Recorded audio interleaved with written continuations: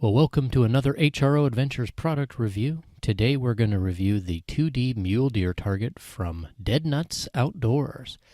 Dead Nuts targets are proudly made in the USA and printed on fluted polypropylene with high-definition, lifelike pictures in a matte finish. Dead Nuts targets are designed to be lifelike. We selected the 2D broadside mule deer with Vital X series. Ordinarily, these 2D targets are sold for $149.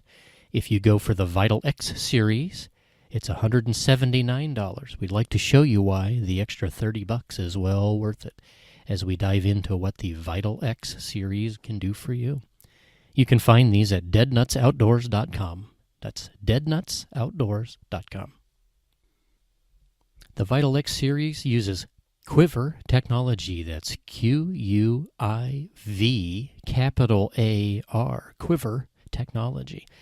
Quiver is a target and archery analysis app that you download onto your phone. It puts a virtual 3D anatomy inside 3D targets. The technology uses an NFC chip that interacts with the target that you are using, much the same way as Apple Pay and tapping go together. Once you tap your phone to the chip, usually located towards the rear of the target, it will use artificial intelligence to place the correct internal organs and skeletal structure inside your targeted species. It shows the skeleton, hearts, lungs, and liver. This will help hunters become more ethical shooters. What do you get in the kit? You get the polypropylene target with the high-definition, lifelike game image. You get hanging tabs to help you hang your target on your surface.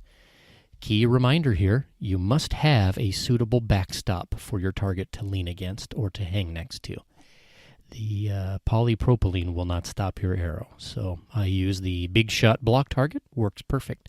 Any block style target, probably hay bales, anything that you're using already should work. Dead Nuts also includes 2 extra sections of the vitals. They just pop out after you've shot them all up, and you pop in new ones. They go in with just sticky tape. If you go with the Vital X option, you get the Quiver-enabled chip, which will analyze your shot placement. Instead of aiming at rings, this lets you find the right angle and location for shot placement, whether you're a tree stand, ground blind, or any other option. How do you use it? It's pretty simple.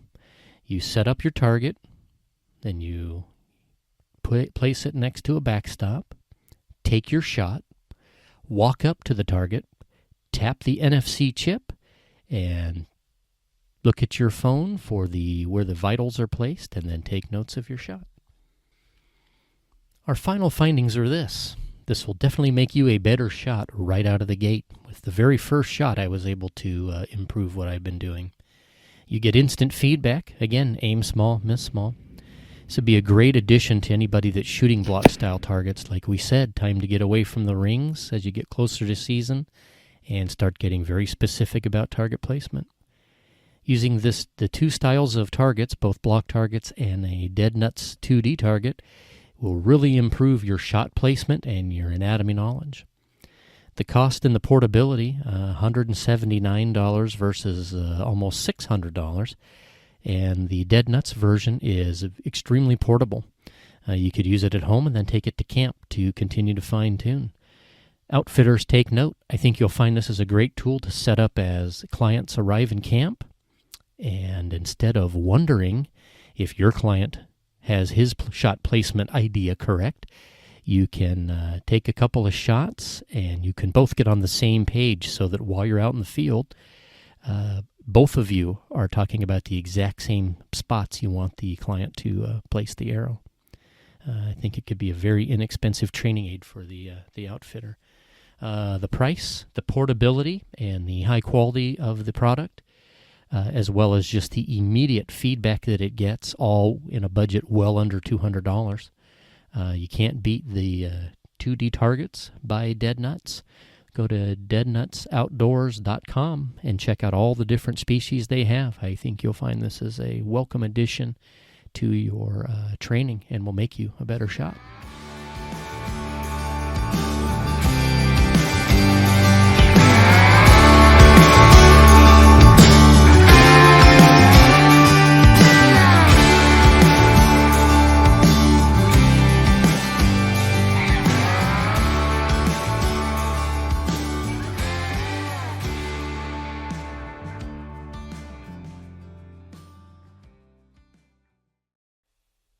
Well, guys, step over to the boat lab with me right now. We'll check it out.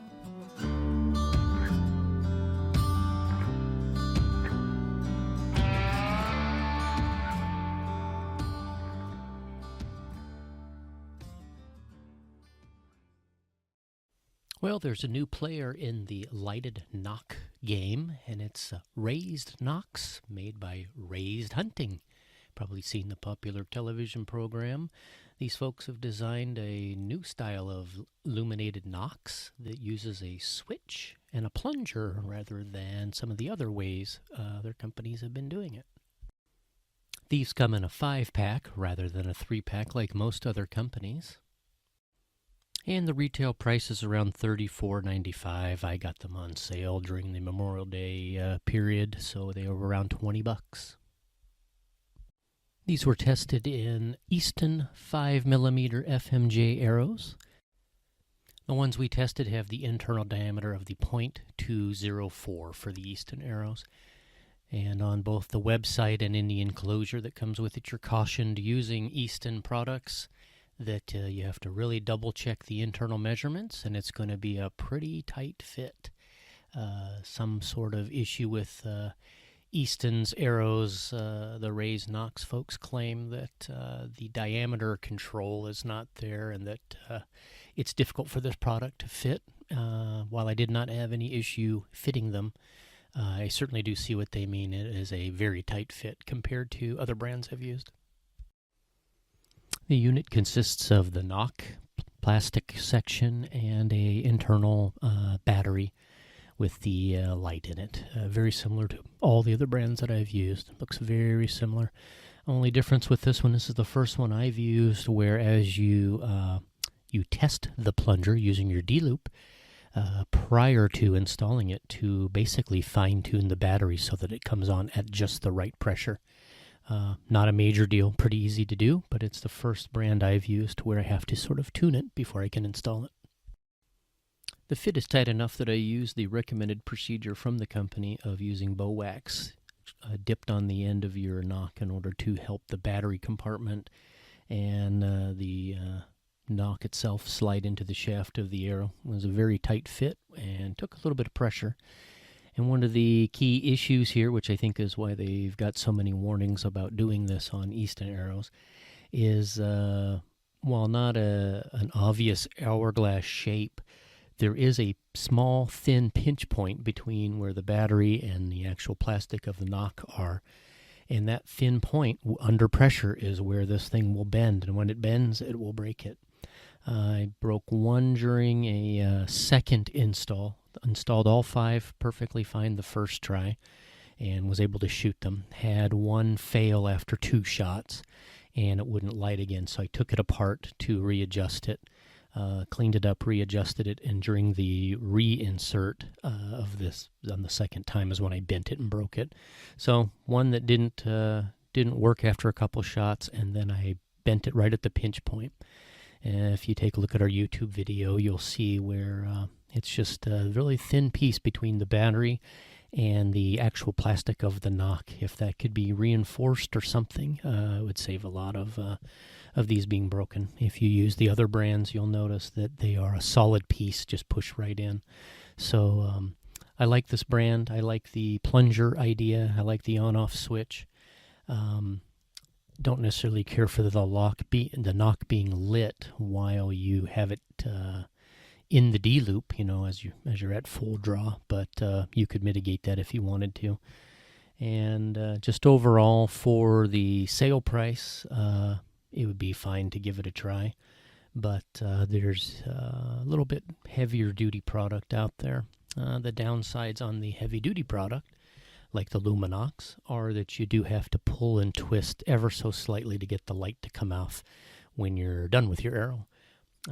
That could affect fine-tuning of knock tuning if you're like a competitive shooter.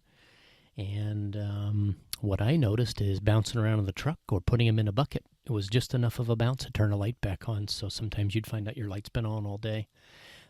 Again, something you can mitigate, but overall, I like a solid plastic knock shaft that's going to go right into your arrow shaft rather than just the one flimsy piece that can make or break the whole thing. So overall, maybe 5 or 6 out of 10 as far as for the expense and getting an extra one.